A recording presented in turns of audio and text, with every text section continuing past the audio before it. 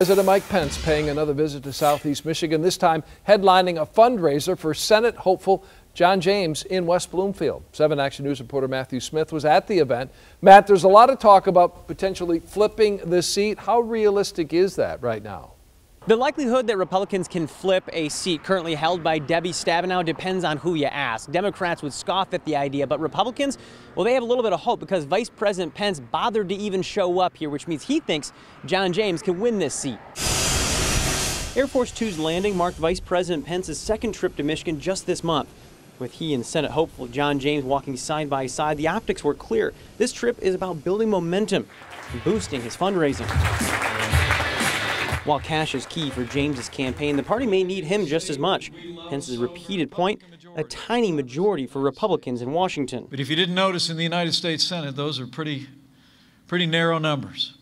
That's why we need John James on Capitol Hill. Before that happens, James has an uphill battle against Debbie Stabenow. When asked about her declining a slate of 6 scheduled debates, opting for 2 late in the cycle, James hinted to me that perhaps Stabenow won't even show. This isn't about stalling until October and then potentially pulling out of the race, pulling out of the debates at the last minute. This is not playing games. As for Pence, he stuck to the White House script, celebrating a newly minted trade deal with Mexico and new talks with Canada. He called on Congress to put Supreme Court Justice nominee Brett Kavanaugh ahead for a vote, and time again, he talked about needing more juice on the Hill. But this election really is about a choice.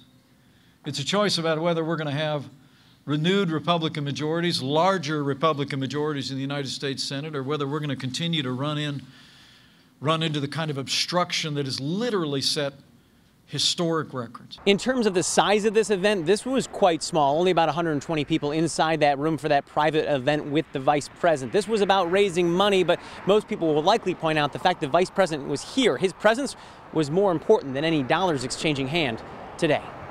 We're in West Bloomfield. Matthew Smith, 7 Action News.